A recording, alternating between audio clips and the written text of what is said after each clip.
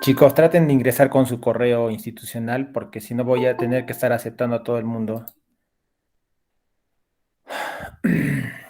A ver si les pueden avisar a sus compañeros. Bien, entonces ahora sí vamos a comenzar. Bueno, dentro del tema de aborto vamos a tocar algunos conceptos que tienen su aplicación en la determinación de la viabilidad de un embarazo. Y como lo habíamos discutido la mm, a ver.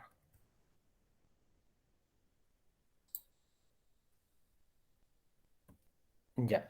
Como lo habíamos discutido en la anterior reunión, si bien es cierto, uno puede usar la terminología que mejor le parezca, que le sea más útil, en realidad, más que tener un término específico, lo más importante es tener la definición para aplicarlo en nuestras pacientes. Y bueno, aquí un concepto adicional es el hecho de que, bueno, generalmente estamos acostumbrados a la rutina del hospital en el que vienen pacientes con diagnósticos de aborto, se realiza la evacuación uterina y rápidamente se van de alta y estamos en ese trajín día a día. Pero debemos siempre de tener un enfoque más global de nuestra paciente, tratar de saber cómo se siente, porque pasar por este evento para una mujer es algo devastador y a veces dejamos de lado este aspecto, ¿no? Entonces eso también hay que tenerlo en cuenta. Bien, entonces empezamos con nuestros términos y esto yo lo he sacado del libro de Williams, que también nosotros lo aplicamos todos los días, y estos términos son los que más utilizamos en nuestra labor hospitalaria. Y yo siempre, para acordármelo, hablo de una escalera o unas gradas, ¿no? En el que el primer eslabón sería la amenaza de aborto, y dependiendo de la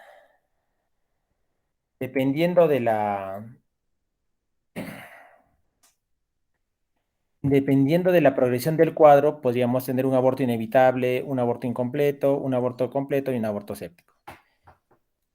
Y como un diagnóstico que no encaja, ¿no?, en esta secuencia estaría el aborto diferido. Ojo que en Williams hablan de aborto diferido, no hablan de aborto retenido. Y justo me acordé de esta confusión de términos, y esto es sacado del CIE-10, en el que todavía lo hace más confuso aún, ¿no? Porque incluso hablan de un código para detención del desarrollo del huevo y mola no idatidiforme, ¿no? Hablan de aborto retenido, otros productos anormales especificados de concepción. Y lo que sí, bueno, creo que donde no hay mucha confusión es en los diagnósticos de aborto completo y aborto séptico, ¿no? Entonces, solamente para que tengamos una idea de que en realidad no hay un concepto universal, ¿no? Por ejemplo, en las guías de Barcelona usan la siguiente clasificación clínica del aborto espontáneo. Si la pérdida se produce antes de las 5 semanas, se habla de una pérdida, ojo, ya no se habla de aborto, le llaman pérdida periimplantacional o preimplantacional, ¿ya? Incluso en esta pérdida solamente tenemos la prueba de embarazo positiva, pero no tenemos evidencia ultrasonográfica de embarazo. Si la pérdida se produce entre las 5 semanas y 5 semanas con 6 días, se abre una pérdida preembrionaria, en la que se puede haber llegado a visualizar el saco gestacional, pero no el embrión. Se habla de una pérdida embrionaria entre las 6 semanas y las 9 semanas con 6 días, y entre 10 y 12 semanas se habla de pérdida gestacional precoz. Siguiendo con esa misma clasificación, de 12 semanas a 21 semanas con 6 días, se habla de una pérdida gestacional del segundo trimestre, ¿ya? Y tampoco, como ya lo había presentado, no mencionan el término de aborto, sino le dicen pérdida incompleta, pérdida, acá hay un error, es pérdida completa, y el punto de corte que establecen es 15 milímetros, ¿no? Nosotros en la anterior reunión habíamos conversado que el punto de corte también es variable, pero para las guías de Barcelona establecen hasta 15 milímetros. Si es menos de 15 milímetros, hablamos de una pérdida completa, lo que para nosotros sería un aborto completo. Y si tenemos un grosor de endometrio de más de 15 milímetros, se habla de un aborto incompleto, para Barcelona pérdida incompleta. Y también hablan de este diagnóstico de gestación de localización incierta, lo que en otras guías le llaman embarazo de localización desconocida, en el que se tiene una prueba de embarazo positiva, pero no hay evidencia ultrasonográfica del embarazo, ¿no? Obviamente aquí podría entrar a tallar el diagnóstico de aborto o el diagnóstico de embarazo ectópico, ¿ya? Entonces, la idea no es tanto confundir, sino de alguna manera tratar de tener en mente, en forma clara, cuáles son los términos de acuerdo a cada protocolo o a cada escuela, ¿ya? De repente, tal vez al final la idea sería que nosotros para nuestro hospital o nosotros en consenso establezcamos un término que todos usemos, porque definitivamente hay cierta confusión, ¿no? De repente lo que para uno de nosotros puede ser gestación evolutiva, de repente para el otro colega no. Y entonces ahí es donde entramos en congruencias. Entonces, el día de hoy, la idea es, en primer lugar, revisar el orden de aparición de los hallazgos ecográficos en un embarazo temprano normal y de esta manera, posteriormente, revisar los criterios definitivos y sospechosos de un embarazo no viable del primer trimestre, o sea, hasta las 12 semanas. Bien, bueno, este es un diagrama de un saco gestacional y solamente para reforzar el concepto de que el saco gestacional se implanta dentro de la decidua y no en la línea media, ¿no? Como se puede ver en este esquema.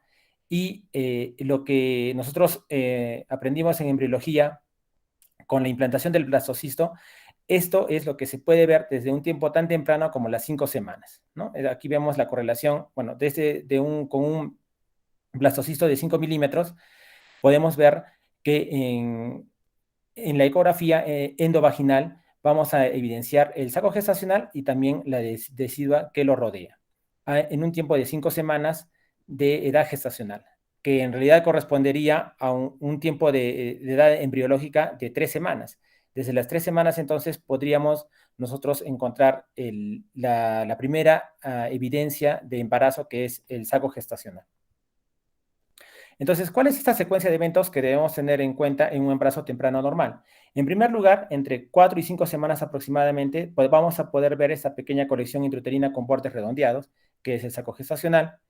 En promedio, podemos decir que a las 5 semanas y media aparece el segundo hallazgo de embarazo, que es el saco vitelino. Este saco vitelino es signo inequívoco de embarazo, a diferencia del saco gestacional, que algunas veces podría tratarse de lo que se llama un pseudosaco, es decir, puede ser una colección de líquido endometrial, una colección de sangre, que en realidad no se va a corresponder con un embarazo, con un saco gestacional, y se le denomina pseudosaco. Por lo tanto, a las 5 semanas y media en promedio, más o menos 5 semanas, o sea, podría ser tan temprano desde las 5 semanas hasta tan tarde como 6 semanas, ya se puede ver el saco vitelino. Y este saco vitelino, que es un anillo ecorefringente dentro del saco gestacional, es un signo inequívoco del embarazo. Luego, a las 6 semanas, ya tenemos un embrión que va a aparecer adyacente al saco vitelino. Aquí nosotros tenemos la vesícula vitelina y aquí al lado está el embrión. Obviamente que cuando nosotros encontramos un embrión debemos tomar la medida en su mayor longitud, que nos va a servir para correlacionar la edad gestacional. Finalmente, a las 7 semanas vamos a tener la presencia del amnios, que es esta membrana que va a rodear al embrión y que también nos va a servir para determinar la viabilidad del embarazo. Esa secuencia entonces es importante tenerla en cuenta y tenemos también otros eventos, otros signos, perdón, en un embarazo temprano inicial, cuando solamente se ve el saco gestacional, que nos podrían estar indicando que se trata de un embarazo verdadero. Como, en primer lugar, el signo de la doble decidua, ¿ya? En el que aquí nosotros vemos la especie de dos anillos que rodean al saco gestacional. Este sería el primero y este sería el segundo. El anillo interno se va a corresponder con el corion y el anillo externo se va a corresponder con la decidua. Y el segundo hallazgo es la presencia del saco intradecidual. Lo que nosotros estábamos mencionando, el saco gestacional verdadero no se va a implantar en la línea media endometrial, sino que se va a implantar adyacente al endometrio colapsado, es decir, por fuera de esta línea. Si nosotros vemos que el saco gestacional está implantado en la línea, tener mucho cuidado porque en realidad se trataría de un pseudosaco, podría ser una colección de líquido endometrial o la presencia de sangre, de una colección de sangre. Tener en cuenta que estos dos últimos signos están ausentes en el 35% de embarazos intrauterinos normales, ¿ya? No necesariamente el no encontrar estos hallazgos podría decirnos que estamos ante un embarazo no viable.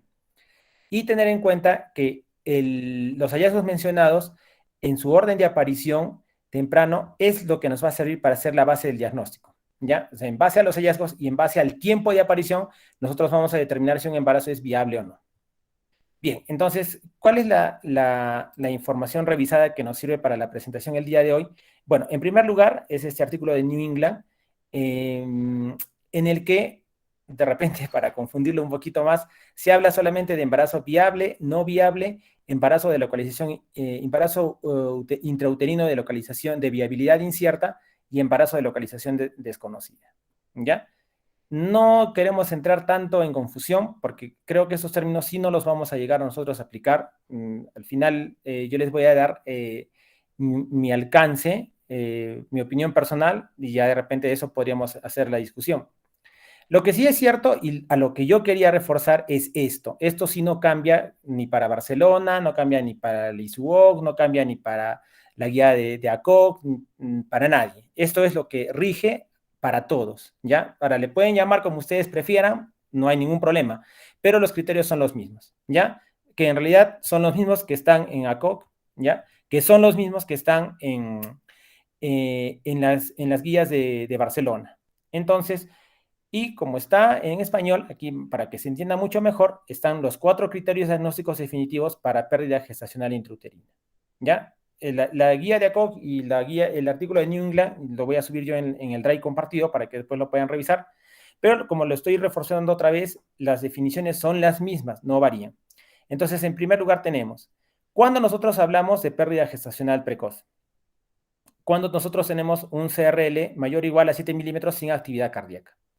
Ese es el primer criterio. Segundo criterio, tenemos ese criterio de la medida del saco gestacional, el diámetro medio del saco gestacional mayor o igual a 25 milímetros sin embrión ni vesícula vitelina en su interior. ¿Ya? ¿Por qué me he saltado al 4? Porque estos dos criterios están basados en el tamaño, en determinada medida ecográfica. En cambio, los puntos 2 y 3 están basados en el tiempo, ¿ya? Y es algo que a veces no los tenemos mucho en cuenta. Por ejemplo, la ausencia de embrión con actividad cardíaca mayor o igual a 2 semanas después de una ecografía con saco gestacional sin vesícula vitelina. Es decir, ¿qué significa? Que si yo encuentro en la ecografía un saco gestacional y aún no hay vesícula vitelina, en 2 semanas ya debería encontrarse un embrión con actividad cardíaca. En 2 semanas o más. Si es que no se encuentra el embrión con actividad cardíaca, también hablo de una pérdida gestacional. A mí me gusta mucho usar el término pérdida gestacional por el hecho de que, de repente ya lo había mencionado previamente, el hecho de decir a una paciente que ha tenido un aborto o que está abortando, tiene cierta connotación criminal, legal, ¿no? Y la paciente como que piensa que es porque ella ha hecho algo, ha cometido, ha tenido algún error en su embarazo, ¿no? Entonces, por eso prefiero yo hablar del término pérdida, ¿no? Por eso me acomodo muy bien a la guía de Barcelona. Y el tercer criterio es ausencia de embrión con actividad cardíaca después de 11 días, después de una ecografía, con un saco gestacional y vesícula vitelina. ¿Qué significa esto? Si yo hago una ecografía a una paciente y ya encuentro el saco gestacional, ya encuentro la vesícula vitelina y hago el control a los 11 días, si a los 11 días no hay embrión con actividad cardíaca, es una pérdida gestacional. Por lo tanto, llegamos a la conclusión de que tenemos dos criterios basados en la medida de algún patrón ecográfico y tenemos dos criterios, el 2 y el 3, que están basados en el tiempo, ¿ya? Y eso también es importante, ¿por qué? Porque en algunos casos los embarazos no van a llegar a tener un saco gestacional de medida de 25, 24, 23 milímetros, se va a quedar de repente en 18 o 20. Entonces, ¿cómo hago el diagnóstico? Con los criterios basados en tiempo. De la misma manera, voy a tener un embrión con un CRL de 2, 3, 4 milímetros y no voy a alcanzar ese criterio que me dicen que tengo que tener 7 milímetros o más de CRL para determinar, para diagnosticar una pérdida gestacional. Entonces, por eso también me tengo que apoyar en los dos criterios basados en tiempo. Bien, entonces, para que se comprenda mejor de dónde salen, ¿no? Porque y la anterior presentación estábamos que si era 18 o si era 25, ¿qué criterios deberíamos utilizar? En primer lugar, ¿cuál es la medida de CRL discriminatoria?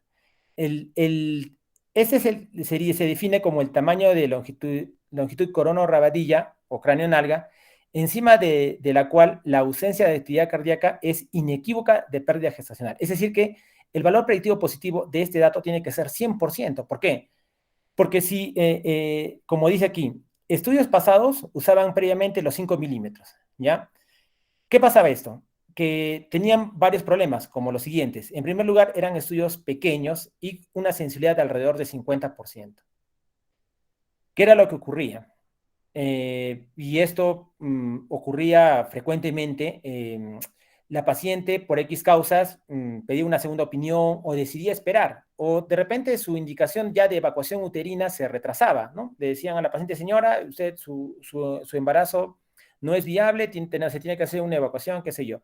Pero cuando la paciente regresaba o se demoraba por X causa, se volvía a hacer el control ecográfico y, oh sorpresa, se encontraba un embrión con latidos.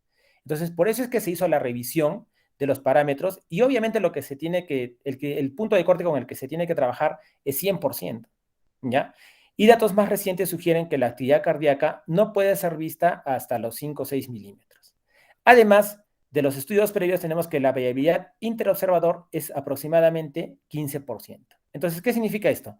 En el escenario más conservador nos plantearíamos lo siguiente, que si nosotros trabajamos con una medida, con un CRL superior normal de 6 milímetros, y le agregaríamos esta variabilidad interobservador de 15%, 15% de 6 es 0,9, el escenario más conservador de medida sería 6,9 milímetros, redondeando 7 milímetros. ¿Ya? Entonces, esta es la razón por la que para conseguir el 100% de sensibilidad con el punto de corte de CRL, ya se cambia de 5 a 7. ¿Ya? Entonces ya no es 5, ya no es 6. Nosotros tenemos que trabajar con 7 o más. Y con 7 milímetros ya tengo 100% de certeza de que el embarazo es no viable. ¿Ya? Ahora, antes de seguir avanzando, otra recomendación. Si bien es cierto, ya los estudios nos dicen que con 7 milímetros o más tengo 100% de certeza, siempre, sobre todo si estamos frente a un embarazo deseado, una paciente que ansiaba que tener ya su bebé, que había planificado su embarazo, hay que trabajarlo igual con mucho cuidado porque de primera intención la reacción de una paciente es a no creer, a tener la duda, porque obviamente ella está buscando a su bebé y a veces ella solicita una reevaluación. No hay ningún problema, no hay que ser tajantes. Aquí la idea es que la paciente también esté tranquila y ella también esté segura del diagnóstico. Nosotros vamos a decirle, bien, podemos hacer el control en 3, 4, 5 días. Obviamente también dependiendo del estado de la paciente. Si tengo una paciente que está hemodinámicamente estable, no tiene sangrado, está tranquila, podemos hacer esa reevaluación. La idea es que nuestra paciente se quede tranquila y segura de cuál es su diagnóstico. Bien, entonces, ¿cuáles son estos criterios definitivos para pérdida gestacional intrauterina? Ya hemos mencionado que son 4 y, en primer lugar, para reforzarlo, un CRL mayor o igual a 7 milímetros sin actividad cardíaca. Este hallazgo tiene un valor predictivo positivo para inviabilidad de 100%, ¿no? Entonces, aquí estamos viendo una ecografía en la que se ve el saco gestacional, vemos el embrión que mide 9 milímetros y ya no se ha encontrado frecuencia cardíaca fetal, no hay actividad cardíaca. Ahora hablemos del diámetro del saco gestacional discriminatorio. Y aquí tenemos que el tamaño, se define como el tamaño del saco gestacional encima del cual la ausencia de embrión es inequívoca de pérdida gestacional. Entonces, previamente nosotros hemos utilizado puntos de corte entre 16, 18 hasta 20. Sin embargo, al realizarse una revisión de los estudios previos, se ve que la mayoría de ellos son pequeños y tienen una sensibilidad de alrededor de 50%. Es algo parecido al punto de corte del LSR que se usaba previamente. Datos más recientes nos informan que deberíamos utilizar como puntos de corte entre 17 a 21. Y la variabilidad interobservador para la medida del diámetro del saco gestacional es aproximadamente el 19%. De la misma manera que hemos procedido con el LSR, entonces nos planteamos el escenario más conservador. El escenario más conservador sería un saco gestacional superior normal, es decir, una medida de 21 milímetros, y le vamos a sumar la variabilidad interobservador que sería del 19%, o sea, 4 milímetros. Esto me va a dar una medida de 25 milímetros de saco gestacional. Y aquí se explica por qué el punto de corte migra de 16-18 a 25 milímetros. Y entonces, de la misma manera, yo digo, mi segundo criterio definitivo para pérdida gestacional es un diámetro de saco gestacional mayor o igual a 25 milímetros sin embrión visible, que tiene un valor predictivo positivo para pérdida de 100%. Ahora, punto importante es, nosotros generalmente estamos acostumbrados a realizar una medida del, del saco gestacional en un solo diámetro, ¿no? O sea, agarro, digo, el diámetro mayor, le hago así y ya listo. Pero en realidad la manera correcta de hacer la medida del saco gestacional es midiéndolo en tres planos, largo, ancho y altura. Y establezco un promedio, ¿sí? De esa manera yo tengo que establecer. Entonces aquí yo tengo 31, 33 y 32, promedio 32. Y esa es la medida que yo debo establecer de medida para usar como criterio, ¿ya? Bien, entonces ahora hablemos de los criterios basados en el tiempo. Bueno, que ya también lo habíamos mencionado, están basados en el intervalo de tiempo de aparición. Es decir, que en promedio el saco gestacional aparece entre 4 semanas y media a 5 semanas y media, ¿no? Entonces, para poner un valor único, 5 semanas. De la misma manera, el saco vitelino aparece a las 5,5 semanas, más o menos 0,5 semanas. El embrión con actividad cardíaca ya se puede visualizar desde tan temprano como 5 semanas y media hasta las 6 semanas y media, ¿ya? Y a eso le vamos a sumar una semana de variabilidad interobservador. Por lo tanto, ¿de dónde salen los criterios? Aquí estamos explicando. El tiempo más temprano de aparición del saco gestacional sería, si el promedio es 5, entonces el tiempo más temprano sería menos media semana, sería 4 semanas y media. Y el tiempo más tarde en el que aparece el embrión es 6 semanas y media, ¿no? Recuérdense el más menos 5 semanas de rango. Entonces tendría 6 semanas y media. Si yo resto 6 semanas y media menos 4 semanas y media, tengo 2 semanas, 14 días. ¿Ya? Y ese es de ahí viene el parámetro, ¿no? 14 días o más. De la misma manera, trabajo con la vesícula vitelina o saco vitelino. El tiempo más temprano de aparición del saco vitelino es 5 semanas, ¿ya? Y el tiempo más tardío de aparición del embrión sería 6 semanas y media. Si yo hago la resta, tendría 1 semana y media, 11 días, ¿no? 7 más 4, 11. Y de ahí salen los criterios, ¿no? Que dijimos. Tercer criterio, ausencia de embrión con actividad cardíaca 14 días o más después de un estudio que muestre un saco gestacional que no tiene vesícula vitelina.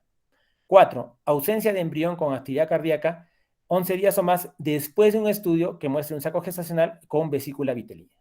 Entonces, estos son los 4 criterios para diagnóstico definitivo. Aquí no hay lugar a dudas y el valor predictivo positivo es 100%. De repente nosotros podemos revisar información acerca de otros criterios. Aquí hay un error, no es 8, son 10.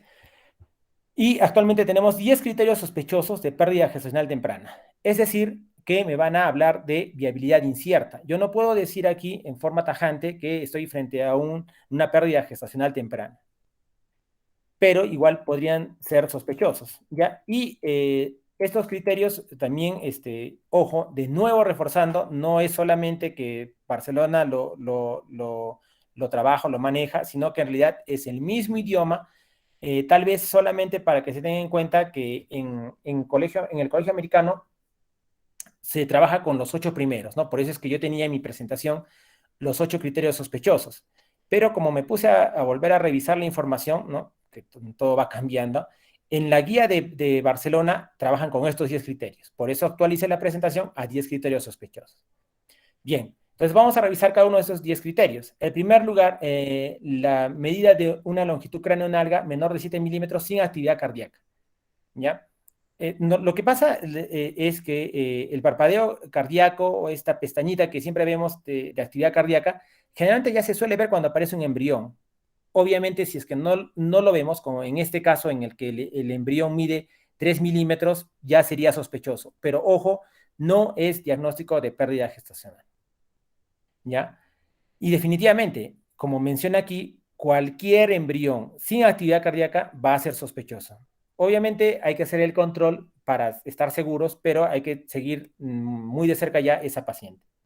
Segundo criterio, una medida de saco gestacional, un diámetro de saco gestacional de 16 a 24 milímetros sin embrión. De la misma manera, aquí otra vez estoy midiendo el diámetro del saco gestacional y lo hago en los tres planos, ¿no? Largo, ancho y altura. Y establezco mi promedio. Y en base a ese promedio voy a trabajar, ¿no? Entre 26 y 6 y 22 más o menos sale 19. Entonces, no es 25 más. Todavía no puedo hacer un diagnóstico definitivo. Entonces, pero igual está la sospecha de que probablemente estamos frente a un embarazo no viable.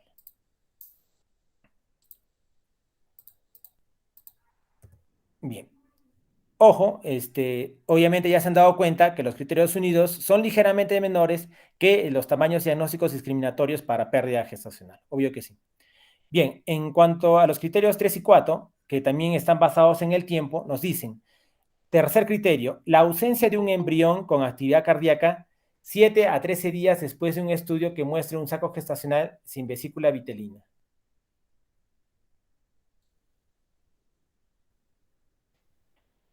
Y 4, ausencia de embrión con actividad cardíaca 7 a 10 días después de un estudio que muestre un saco gestacional con vesícula vitelina. Sí, también igual, doctor, se parece mucho a los criterios de tiempo, sí, pero ojo, esto va a ser sospechoso, esto no te va a ser el diagnóstico definitivo. Quinto criterio, la presencia de un amnios vacío. Dijimos de que a las 7 semanas ya aparecía el amnios que rodeaba el embrión, pero ¿qué ocurre si vemos como aquí tenemos la vesícula vitelina, que está acá, y tenemos el amnios, pero el amnios está vacío, adentro no hay embrión. Entonces podríamos estar frente a un embarazo, existe la posibilidad de que ese embarazo sea no viable y no se está cumpliendo con el orden que nosotros estamos aprendiendo, ¿no? Primero saco gestacional, luego saco vitelino, luego embrión y luego el amnios, ¿no? Aquí no se está cumpliendo este orden, teniendo en cuenta que el embrión tiene que aparecer primero que el amnios. Sexto criterio, una vesícula vitelina alargada, mayor o igual a 7 milímetros. La vesícula vitelina normal es menor de 6, ¿no? Aquí estamos viendo una vesícula, miren, tenemos el saco gestacional y tenemos una vesícula vitelina de 7 milímetros, ¿no? Sospechoso de pérdida gestacional. Séptimo criterio, un saco gestacional pequeño, muy pequeño en relación al tamaño del embrión. Aquí, por ejemplo, ¿qué es lo que llama la atención? Que tenemos un embrión demasiado grande para su saquito, ¿no? Que mide 12 milímetros. Aquí nosotros tenemos que establecer la medida tanto del saco gestacional como de la longitud coronilla-rabadilla. Y si es menor a 5 milímetros, estamos frente a un criterio sospechoso, frente a la sospecha de pérdida gestacional. Eso es lo que de repente en algunas fuentes bibliográficas van a encontrarlo como oligoamnios del primer trimestre. Entonces, igual, yo establezco mi medida del saco gestacional, bueno, y aquí a lo mucho debe ser 13 o 14, ¿no? 14 menos 12 es 2 milímetros. Si es menos de 5 milímetros, me daría un saco gestacional pequeño en relación al tamaño del embrión, que también sería sospechoso de pérdida gestacional.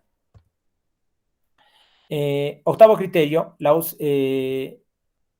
dice ausencia de embrión de más de 6 semanas después de una fecha de última regla confiable. ¿Qué ocurre? Que después, generalmente el embrión va a aparecer, como ya lo hemos mencionado, a las 6 semanas, ¿ya? Pero si nosotros trabajamos en base a esta fecha de última regla que es confiable, vamos a utilizar como punto de corte 6 semanas o más para la aparición del embrión. Pero ojo, esto hay que manejarlo con pinzas porque si la paciente no es regular, no se acuerda exactamente, no precisa muy bien su fecha de última regla, ya no trabajaríamos con este criterio. Donde va muy bien es cuando el embarazo se ha conseguido por técnicas de reproducción asistida, de repente con día de inseminación o día de transferencia, entonces se puede trabajar con ese dato. Noveno criterio, cuando tenemos una frecuencia cardíaca menor de 100 a 110 latidos por minuto.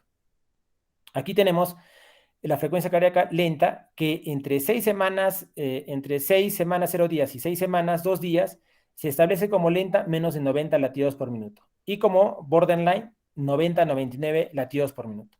Entre 6 semanas y 3 días y 7 semanas, o con un CRL de 5 a 9 milímetros, hablamos de frecuencia cardíaca lenta menos de 110 latidos por minuto y el borderline en 110 a 119 latidos por minuto. punto importante es aquí también, ojo, estamos aquí teniendo un embrión que mide 2 milímetros y se está tomando la frecuencia cardíaca que me está dando 84 latidos por minuto.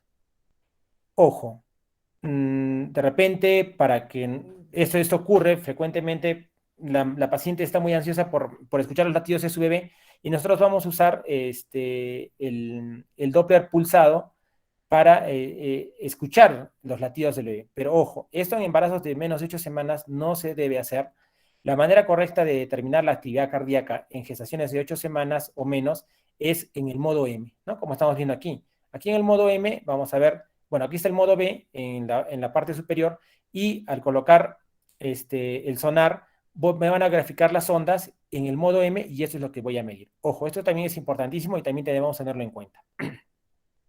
Último criterio sospechoso para pérdida gestacional intrauterina es la presencia de un hematoma coriónico masivo. ¿Ya? Ahora, no cualquier hematoma tiene que ser masivo.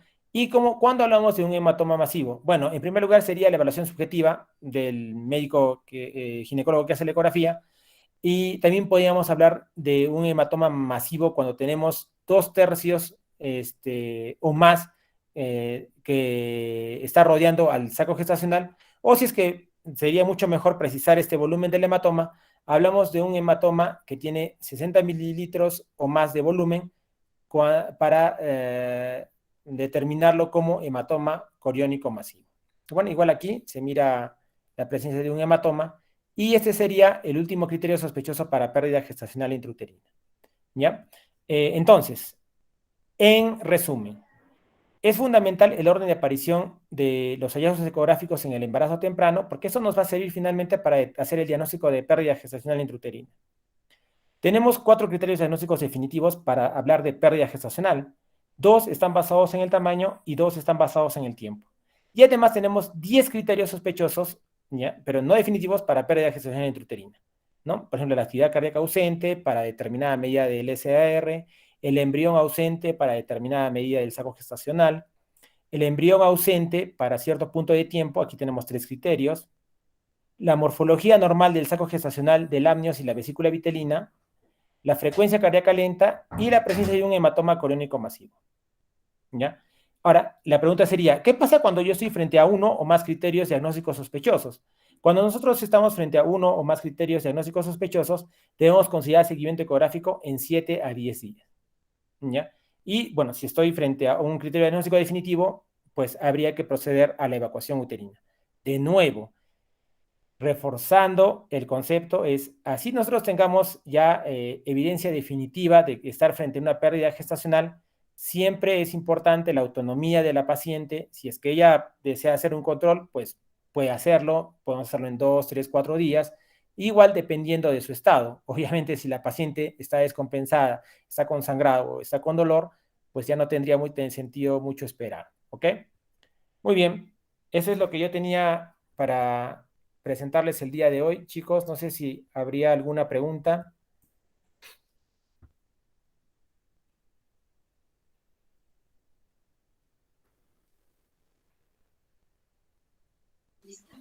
Doctor, buenas tardes. Hola Rosario, ¿qué Doctor, tal? ¿Cómo estás? ¿cómo está, Doc? Gracias. Doctor, un favor, con respecto a las gestaciones dobles, ¿son los mismos criterios que usted ha indicado o aquí hay que tener cierto cuidado, ciertas diferencias para sospechar de una gestación evolutiva? Son los mismos criterios para un embarazo doble, pero hay también, por ejemplo, hallazgos como, por ejemplo, el embarazo doble con gemelo evanescente, ¿no? Por ejemplo, hay pacientes que en su primera ecografía aparece un embarazo doble, pero en su control en 2 semanas ya no hay embarazo doble, solo tienes uno. ¿Ya? ¿Qué pasó? Que se perdió uno de los gemelos, que es algo relativamente frecuente, ¿ya? Igual los puntos de corte mencionados el día de hoy rigen tanto para un embarazo único como para un embarazo doble o triple. Son los mismos.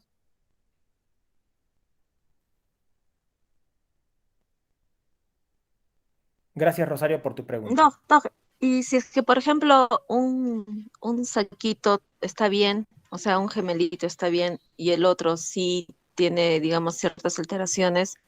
¿Cómo se maneja esos casos? ¿Solo con supervisión continua, se sigue evaluando al paciente semanalmente. ¿En algún momento se llega a decidir por terminar la gestación?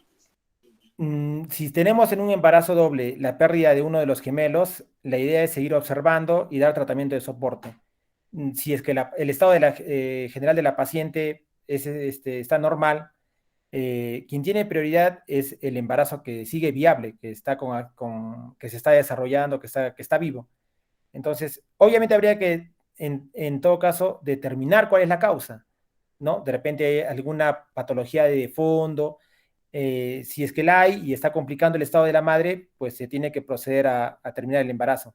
Pero en líneas generales, el tratamiento consiste en la observación de que no se desencadene coagulopatía, no se desencadene una descompensación de la madre y que el embarazo, el gemelar que ha quedado, prosiga su crecimiento y su desarrollo. Esa es la conducta. Ok, doctor, gracias.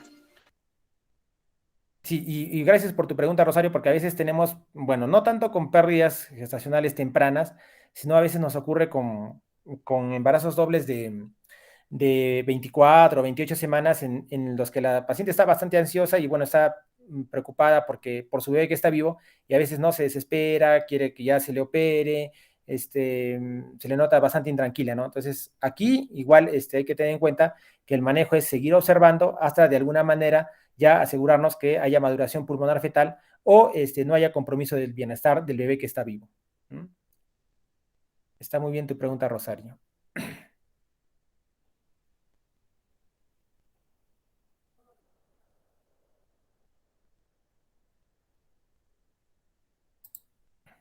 Doctor, Muy bien. sí, yo, ¿Alguna otra doctor. pregunta? Una pregunta. Hola, Cristian, ¿qué tal? Doctor, ¿Cómo ¿y eso estás? también aplica en embarazos que han sido por fertilización in vitro?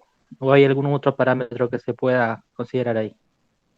No, no, no, en FIB es el mismo criterio. Son los mismos criterios y es más, en FIB tú tienes ya, tienes fecha de transferencia, tienes fecha de fecundación y tienes ya la exactitud precisa para determinar los tiempos, ¿no? Incluso en los embarazos de FIB, eres mucho más certero en el diagnóstico y tú estableces ya el tiempo de los controles, ¿no? Para determinar el seguimiento del embarazo, ¿no? Los criterios son los mismos también para los embarazos de fertilización o de alguna tecnología de reproducción asistida.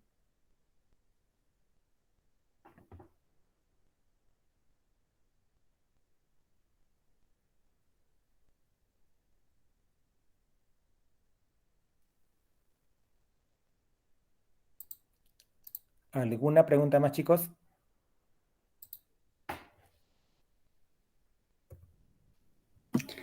No, una pregunta acerca del tratamiento.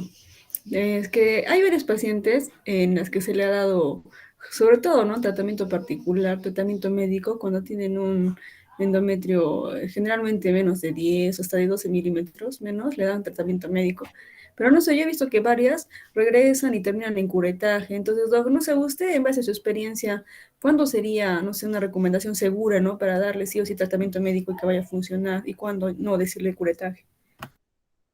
Mm, bueno, obviamente aquí también depende, los datos son variables, ¿no? Tenemos eficacias desde 50 hasta 80% para tratamiento médico. ¿Cuál sería mi recomendación personal, en base ya a mi expertise? No basado en estudios. Número uno, que la paciente tenga al menos un parto. Cuando los pacientes ya han tenido un parto, es mucho más fácil que ese cuello dilate y se puedan evacuar los restos con el misoprostol. ¿Ya? Generalmente cuando estamos frente a una paciente que no ha tenido partos previos, eh, por más que incluso utilizamos a veces 2 dosis, 3 dosis de misoprostol, y por más que la paciente entiende el tratamiento, ¿no? Cumple, no, en un porcentaje importante no llegan a evacuar, ¿no? Y como dice Pamelita, terminan en, en evacuación uterina por AMEU o por curetaje. Yo pienso que algo importante es, sobre todo, que la paciente haya tenido un parto previo, porque esa paciente dilata y ¡boom! Y se evacúan los restos.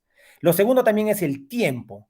¿ya? Generalmente nosotros, bueno, y esto no solamente es ya en base a mi experiencia, sino avalado en las guías, es utilizar el tratamiento médico con embarazos de menos de 8 semanas, ¿no? Como lo presentó Isamar. Usar el tratamiento médico en embarazos de menos de 8 semanas va muy bien. Ya cuando tienes una paciente con 9 semanas, 10, por más que tengas pocos restos, no evacúa muy bien. Tal vez lo que puede estar ocurriendo ahí es que el tejido de alguna manera fibrosado, se ha adherido y es más difícil que se libere, ¿no? Entonces, mi recomendación personal es menos de 6 semanas, el tratamiento médico va muy bien, ¿ya?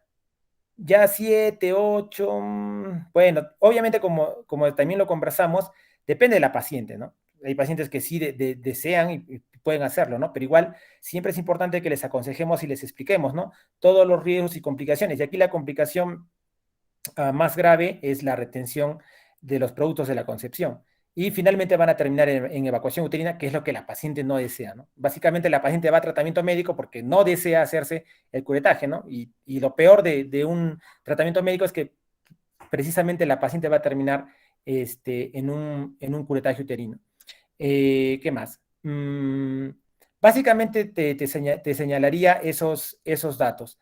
En cuanto a cantidad, bueno, como hemos revisado ahora, y también esto es variable, ¿no? Porque hay unas otras guías que trabajan con punto de corte 10 milímetros, por ejemplo, Barcelona y el Colegio Americano tienen punto de corte de 15 milímetros.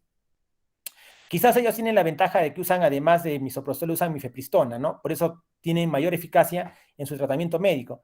Yo sí te recomendaría no trabajar con un punto de corte de más de 12 milímetros, ¿no? Sería mi recomendación personal. Ojo, yo ya estoy hablando aquí por mi experiencia, no con algún sustento bibliográfico. Pero de nuevo, mucho interesa la paciente. Una paciente motivada, hasta con 14, 15, 16, 18, podría también conseguir la evacuación uterina completa. ¿Ya? O sea, ojo, o sea, aquí es bastante manejable, ¿no? Obviamente habría que decirle, pero usted está comprendiendo, tiene que comprender que hay una gran posibilidad de que no va a conseguir la expulsión de los restos y va a tener que ir a curetaje. Sí, sí, doctora, yo la comprendo y deseo. Bien, va, no hay ningún problema. Si hemos informado a nuestra paciente en forma adecuada, no va a pasar nada. Y obviamente hay que controlarla muy bien, ¿no? No le vamos a decir, venga, en 10 días, ¿no? Obviamente avísenos si usted se siente muy mal, porque a veces también hay que tener en cuenta los efectos adversos del misoprostol, ¿no? Hay pacientes que les va muy, muy, muy mal. De nuevo, son aquellas pacientes que no tienen partos previos a las que, bueno, yo he visto que les va muy mal con el misoprostol, les da fiebre, cólicos intensos, náuseas, vómitos, diarreas, y lo peor es que al final tampoco consiguen la expulsión, la evacuación uterina completa, ¿no? Entonces, más que establecer parámetros para conseguir el 100% de evacuación del tratamiento médico, sería siempre importante que nosotros expliquemos a nuestra paciente en qué consiste el tratamiento y cuáles son las complicaciones de determinado tratamiento, ¿ya? Y que ella también al final tome la decisión, ¿ya? Esa sería mi recomendación, Pamelita. Gracias, Doc. Ok. ¿Alguna otra pregunta? Gerald no hace preguntas porque dice que ya quiere hacer la previa del partido. Muy bien, chicos. Entonces, gracias por su atención. Como han visto, en conclusión, ni siquiera aquí hemos presentado términos ¿no? de gestación no evolutiva o óbito embrionario, porque en realidad es así, ¿no? No, hay mucha confusión, ojo, y no hay que uno sea mejor ni uno sea peor, ¿no? En realidad, yo pienso que la conclusión más importante es, más que llamar un término, es trabajar con la definición precisa y exacta, ¿no? Porque, y esto se ve frecuentemente, hay pacientes incluso a las que ya les han indicado curetaje y qué sé yo, acuden buscando una segunda opinión y nada, y se encuentra el embrión con sus latidos y todo está bien, y eso, bueno, le causa bastante desconfianza a las pacientes por el hecho de que ya incluso doctor, me querían a mí ya hacer curitaje o me querían hacer el AMEO y yo dudé y en realidad estaba todo bien. Sobre todo también para evitar problemas legales, ¿no? Seamos muy cuidadosos con este diagnóstico. No es nada fácil decirle a una paciente que su embarazo no es viable y hay que estar muy, muy seguros, ¿ya? Es más, si de repente por ahí no estás seguro, pues le dices a la paciente, señora, venga en 3 días porque eso tenemos que confirmarlo. Esa sería también una de mis recomendaciones personales, ¿ya? Muy bien, chicos. Entonces, que tengan un buen domingo. Gracias por su atención y nos estamos viendo. Adiós. Gracias a todos, muchas gracias. Hasta luego. Chao, chao.